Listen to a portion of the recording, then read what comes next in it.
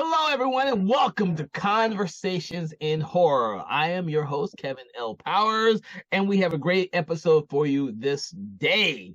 Um, we are going to pick a film that's very much a cult film, and maybe a film that a lot of you may have never seen before, but you definitely should take a look at it. The film is Deathwatch, and we are going to delve into this film. And with me today to delve into this film is Nate Hill. I want to thank Nate Hill for joining us today. Hey, how's it going?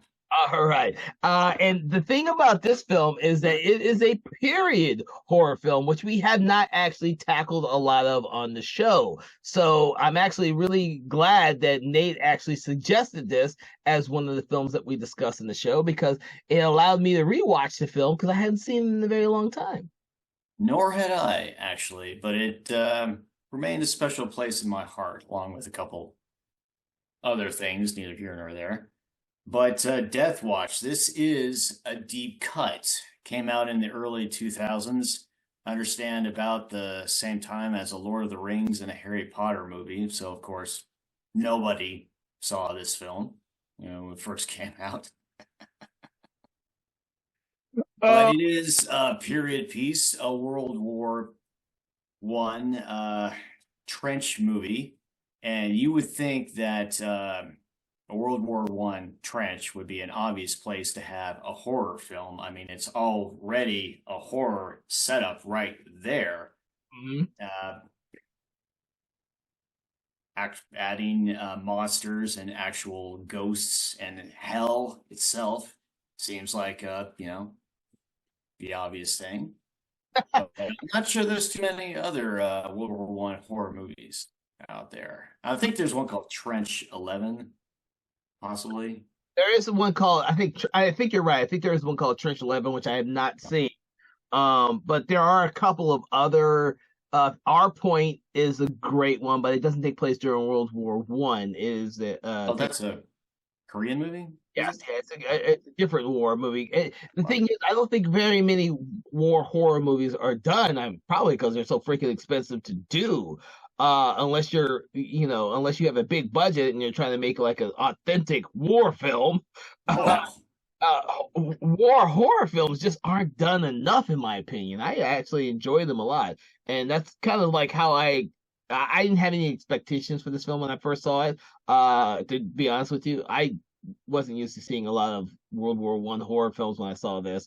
But I like the ideal behind this film because I'm a huge fan of All Quiet on the Western Front. hmm. So that's what got me into wanting to see this film because I was not familiar with any of the actors in this movie before I saw it. Back then, this, like you said, before Lord of the Rings, this was before most of these actors got noticed. All Quiet on the Western Front. Had you actually read that book before watching this? I did. I read it when I was in high school, and then I saw the original black and white version in high school, and then I loved it so much. I've seen it like 4 or 5 times. I reluctantly have not seen the most recent version of it, but I do plan on seeing it at some point because I thought it was an interesting concept for a remake. The ideal of a World War One film has always interested me because of the way in which uh those battles were fought. There, people The just first mechanized warfare in yeah, history, and people were not prepared for it nope, at all. no. This is a point where generals just weren't used to adapting their tactics to allow for a machine gun fire, and they kept thinking you could charge entrenchments with enough soldiers and eventually take it, which, spoilers, not necessarily. Spoilers. Oh yeah. So tell me, what was your impression, or what are your impressions of this film, or what were your impressions when you first saw this film? Well, let's give people a little bit of handle on the story here. Instead of like quoting from IMDb or Wikipedia, this time I'm going to read directly from the back of the DVD, and we'll see how this goes here. So, Death Watch, 1917, the Western Front. A handful of survivors from Y Company are utterly lost in enemy territory.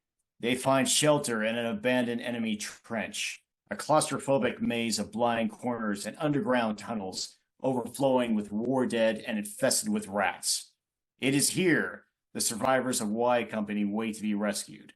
But as night draws, nobody comes. They begin to think there is someone or something in the trench with them. One by one, the young men of Y Company die as the unseen stalker terrorizes and preys upon their fear. That is the back text of it. And as we said, it is arguably a haunted house movie set in a World War I trench. And it works. Mm-hmm. And as horror fans, you can probably guess how the storyline goes as you have a group of people in a new location. They're well armed at first, well prepared at first, but as things progress throughout the movie, their numbers dwindle, their sanity is fractured, things get worse and worse until it comes down to one final guy, the main character, confronting the evil in the trench. Mm-hmm. And I did a rewatch of Deathwatch. It had been several years since I had seen it last. And this time watching it, admittedly, maybe I didn't enjoy it as much as the first time around. Those opening scenes with the initial battle, and you see the different characters introduced, and you see soldiers running around at night, explosions, machine gun fire. This time, I think I could, you can see more of the rough edges of a low-budget filmmaker at work. The director, M.J. Bassett, this was his first time directing a film. And quality-wise, it did feel like it gets better as you go through the movie. And maybe just dealing with a smaller cast rather than like an army of stuntmen and extras running around with machine gun fire, explosions. Maybe the director wasn't quite prepared for that at this point in his career. Interesting. Yeah. But as the movie goes, I did get more and more into it. And the actors are quite good at what they're doing. This is cast with British acting folk all throughout. And they brought their A game to this. You know, they sold it really well. And that actor, Jamie Bell. Very young Jamie Bell. Yeah, I believe this might have been his first movie after he starred in the film Billy Elliot. I could be wrong, but at least it wasn't too far from that. And of course, you have a lot of other recognizable British actors in there. Maybe foremost of which is the great Andy Serkis. Playing his most benevolently craziest of all the roles I've seen him. And I had forgotten he was in this movie until I rewatched it. I was like, oh yeah, that's right. Because I didn't know who he was when I originally saw the film. And now I'm watching it again. I'm like, oh my God, he is so fucking crazy in this movie. He does. It's like he looks at everybody and says, okay, let me show you how to do an over-the-top psycho badass. And he brings his A game to this. Holy crap. Well, I will say, for me, it reminded me, his performance in this reminded me of Dolph Lundgren's performance in Universal Soldier, because his character collects the ears of his victims in that movie. I kept thinking about that when I was watching this, because Dolph Lundgren's character goes fucking nuts during the war. And, that's why he's nuts throughout the rest of the movie. So that's right. I did remember Andy Serkis' character. He had a thing for, he took a soldier's scalp at one point, I believe. Yeah, and just seeing that guy. And at one point, Andy Serkis, he comes across a trench club that somebody left behind in it, which I didn't know before until I looked up the But that weapon that he carries around, that spiked, vicious-looking club, that's based on actual trench clubs used by soldiers that they would actually use to beat them out of guard. Oh, Yeah, they had a couple different versions of that. Of course, they had like knives and trench, what have you. But it got pretty medieval in those trenches. Let's put it that way. yeah, most certainly is, especially in this movie, which is part of the theme of the movie because everyone tends to go a little bit crazy and loses their sense of direction, except for Jamie Bell's character. That's right. They're in this trench that doesn't actually make any sense the more they study it. Uh, they come across this thing as they're coming out of a fog. They think it's gas at first, but as one like loses their mask, breathes in, they realize no, it's actually fog, and they can't find any point to this German trench. It's just basically a random maze in the middle of nowhere. It's not defending anything. It's not in a strategic point. It shouldn't be there, but it is there nonetheless, which, probably should have been a clue. That's not everything was right in this place to begin with. And how vicious was the use of barbed wire in this thing? Mm. Yeah, you had scenes with like corpses being moved around by barbed wire snaking through the dirt, barbed wire whipping up, and gotta give Andy Serkis this. Not only was he the most psycho in this film, I'm pretty sure he had the best death scene as well.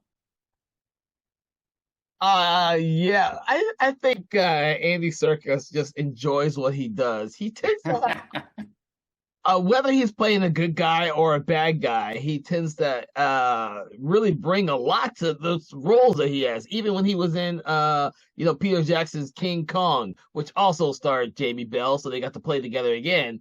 Andy Serkis as Lumpy was very interesting because it's so far removed from some of the other characters. He's going, look at me, I can play a giant ape and this old crusty sailor in the same film. He's such a versatile actor. But you can see the rough edges in this movie, one of his earlier movies, before he went off to do like the Lord of the Rings and become Gollum. So and later on, Kang in the Avengers Marvel movies, but not his most memorable role. Not compared to a Deathwatch. I mean, heck, he must have been slumming in the Marvel movies after being in Deathwatch. It's like, look at me. No. Well, that being said, Deathwatch is a haunted house or haunted trench movie, which oddly works, or in my opinion, it works. What did you think about that? Yeah, certainly. Like I mentioned before, it is arguably a haunted house film in a trench. Yeah. And do you have any particular standout moments of violence or gore in this thing? I think when the barbed wire starts to come alive, I think is when we really get to see some really cool shit. But there are some.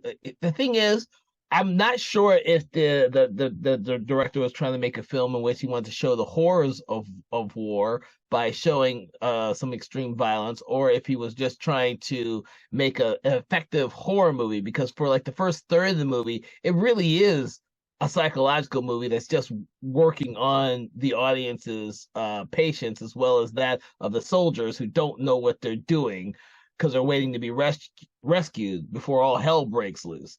By the time you get to the last act of the film, and what's this? Everything goes pear-shaped. Andy Serkis wants to torture the freaking German soldier. When he turns on his own soldiers, all hell breaks loose. One point I appreciated is when, like, in the middle of that whole madness, and Jamie Bell rescues the German soldier that Andy Serkis was torturing, and after Andy Serkis is like enveloped with a crazy living barbed wire, dragged down into the dirt, and it's just wholly awful. The fact that one point when Jamie Bell's character, who I think his name was Shakespeare, actually. Yeah, Yeah, pretty sure. Charlie's his name, but they call him all Shakespeare. So Oh, yeah. well. When Charlie Shakespeare is running back through the trench, he comes back to his friend who is wounded and left on a stretcher, and he notices movement under that poor soldier's blanket. And he thinks at first, oh, hey, you're getting better. You're moving now. Nope. Nope. That's when the really awful thing happens. And wow. You want to tell the audience, or should I? Because that you mentioned the scene is very important to Jamie Bell's character in this movie. That's right. Holy crap. But well, after everything he's been through, after everything he's done, there's like one more moment where he pulls back that blanket slowly. He looks down and he sees that his friend who's been shot through the spine and has no more movement and feeling in his lower body, he's been eaten up by rats. And it's just this really gruesome, close up Eli Roth sort of looking shot right there. Yeah. But it's also the moment in the film where Jamie Bell is for the first time actually taking a stance, and he actually sacrifices the soldier, but while saving him because he knows that there's nothing he can do. Now, for the whole movie, he hasn't been able to do this at all. So it shows the sacrifice that he has to make as a character in this film, and it's the last act of the film before Jamie Bell gets sucked into the ground himself. Which I thought was more impressive now than I remembered it years ago. I was really impressed. I don't know if it was just me and the movie. For me, I thought the movie aged a little bit better than I would have thought it would have, mostly because I think it's a World War I movie, so it's already an older movie. I think you can cheat a little bit of production value because it's in a trench. Everything is supposed to be dirty and muddy and like generally awful like that. Yeah. I think that tends to make your set budget a little more forgivable. Depends on if they have to, I could just see them trying to build this massive freaking trench on a soundstage somewhere in order to film all this shit. Or they build a really small trench and just shot it from different angles and reset it. Could be.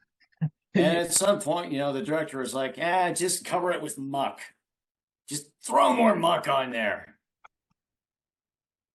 Oh my God. But yeah, you know what? You did bring up something that was very interesting. This was a low budget film, an indie film, and it actually surpasses a lot of those type of cliches with a low budget film, being a World War I movie, being something that's in a trench, and having a monster that you don't really see. You see the barbed wire that comes alive. So I think, I honestly thought those corpses that were like being moved by the barbed wire, I thought that was going to be more of a creature thing, but no, it turned out to be more like just a one scene sort of deal. mm-hmm. Well, that's what I say. By the third act, everything goes a little bit crazier than the first. So if you're expecting like if you are expecting the horror to start straight off like your typical slasher or 90s horror film, that is not what Deathwatch is. It starts off as a slow burn as you see these soldiers desperate to be rescued in a war that they think they're all going to die at. And so you see Andy Serkis's character, who's a little bit crazy from having been in the war too long, and then you see the inadequacies of a very young was he a general, the very young general who just doesn't have Oh, experience. the officer Yeah, the himself. officer who just doesn't have the Yeah. experience to be running this company, and down to the Shakespeare, who is like the green guy who just won't shoot, he won't do anything. He's just almost like a bad luck charm for his company, you know? Those type of things makes the film a little bit more interesting for the viewer because, fucking World War I was hell. If you ask anyone, it's a horrible war that was fought. A lot of people died. And Needless. yet, despite all that, despite the muck, the horror, and the nonstop god awfulness, you Mhm. still got a sniper who tries to jerk off to playing cards. I mean, postcards in the middle of a trench. Which might be a statement about men in general. I don't know, but I forgot about that till you mentioned it. Uh, yeah, that actor. He went on to.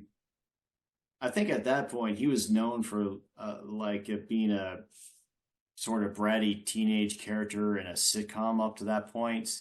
I think he later went on to do a British series called Death in Paradise. But Interesting. yeah, he's actually a fairly well recognizable British actor. That particular one. This might have just been him, you know, trying something else, trying to do Trying to something a little more dangerous. Show that like he can actually look cool holding a rifle and being a badass sniper. Like Well, it'd be interesting to know who would have greenlight a film like this. It's very rare that period horror films ever make any real money. I tend to love the period horror films. I mean, one of my favorite films is Ravenous. I love that freaking ah, and but that made no money either. They just don't tend to make a lot of money. It's like, it's disappointing to hear. oh yeah, Ravenous didn't do well at all. Didn't do Saw that one in the theater. I paid my ticket. Damn it! All so right. did I. So we were probably the only two people that saw it in the theater. Yeah, maybe, maybe. Oh my god. But I can't remember the filmmaker's name. Who Oh, did MJ Bassett. This was his first directed film. go on to do? He went on to do the Solomon Kane movie. Uh, Oh, another one I loved. I love that movie. yeah, one of the Silent Hill films, not the first one. I think it was Silent Hill Revelation, Mm. which I haven't seen myself, but I've not heard good things. Looks good. Horrible story. Oh, well. Uh, But, this director also did a lot of episodes of series that I'm sure you've seen. Ash versus the Evil Dead. oh, Did some episodes of that. Altered Carbon, okay. a series called Reacher. And also a Megan Fox action movie called Rogue, which, of course, you haven't seen it. It's a Megan Fox action movie where you try to it asks you to believe that Megan Fox can be a mercenary slash soldier, and she's from the trailer. It's a weird thing to see Megan Fox running around with soldiers and getting into shootout. You don't often see someone as attractive as Megan Fox doing that. But anyway, I digress. Yeah, but you gotta remember, she also played in the recent hit movie Expendables 4. Oh, jeez, that's right. I'd forgotten about that. Yeah, so did everyone else. That movie didn't make any money either, just so you know. Is there going to be an Expendables 5, you think? At Uh, this point? there might be if still Sylvester Stallone bothers to get the funding for it. There really shouldn't have been a part 4, but he got the funding to make that one. So Well, he's Stallone. If he'll make it, he'll get his friends to make it, and it'll go straight to Netflix or Hulu. The Expendables 5. Who's left to be expendable? The last expendable people. It's all good.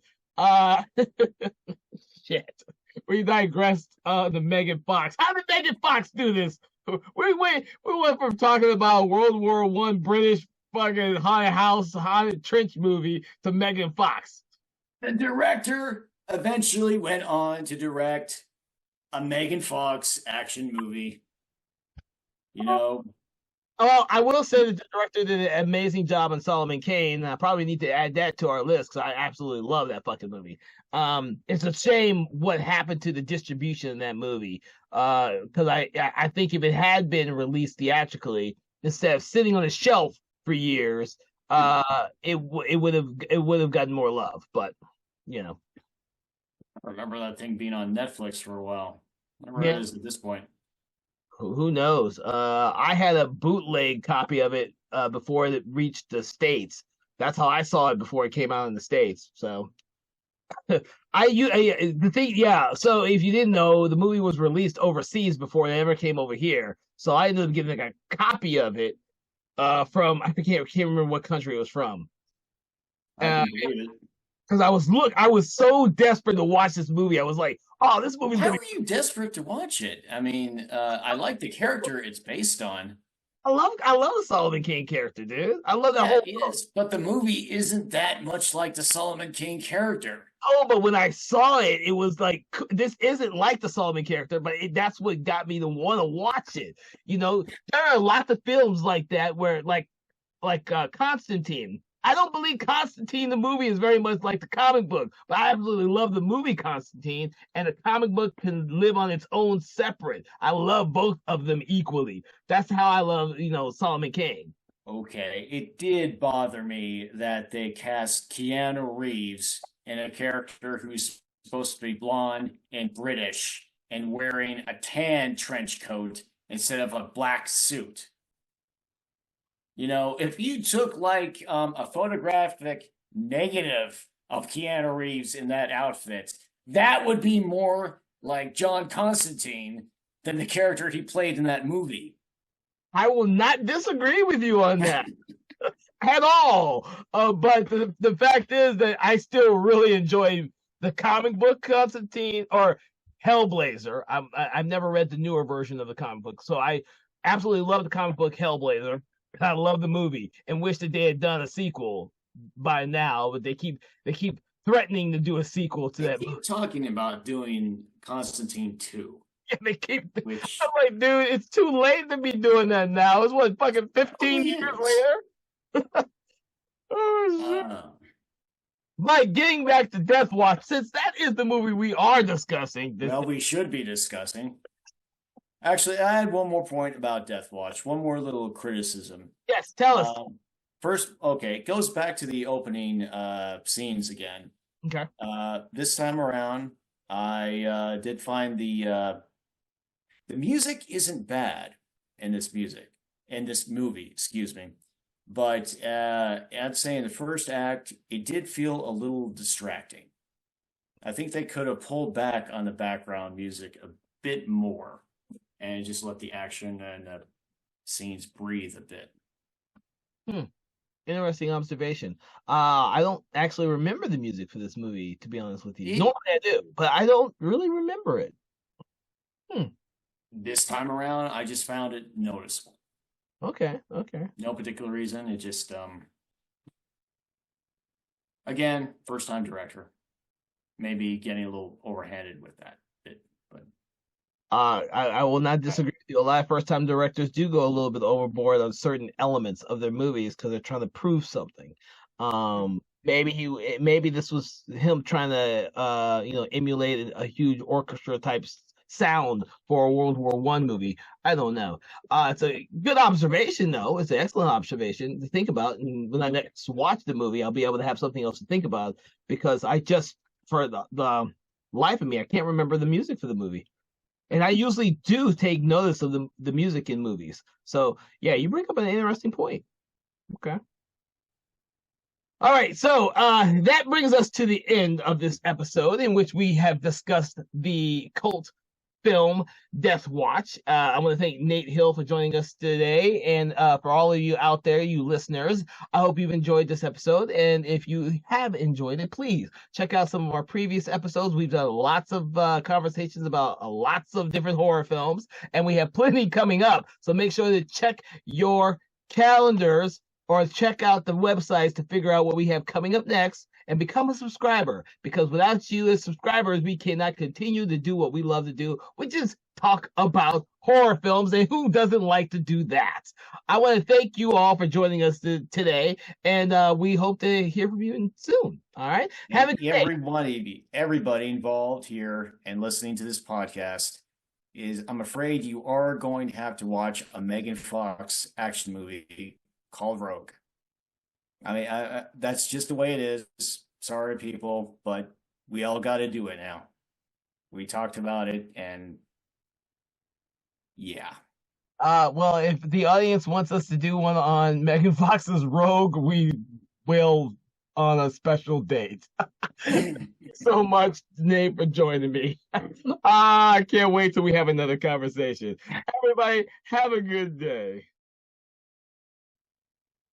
Conversations in Horror is a Broken Lighthouse Pictures production, produced by Kevin L. Powers, executive produced by Kelly A. Inoka, and originally filmed via Zoom technology. Conversations in Horror is hosted by Kevin L. Powers and co-hosted by various horror film lovers and filmmakers. To learn more about Mr. Powers, please make sure to check out his Patreon page and other social media platforms. Conversations in Horror is copyright 2024 Broken Lighthouse Pictures production.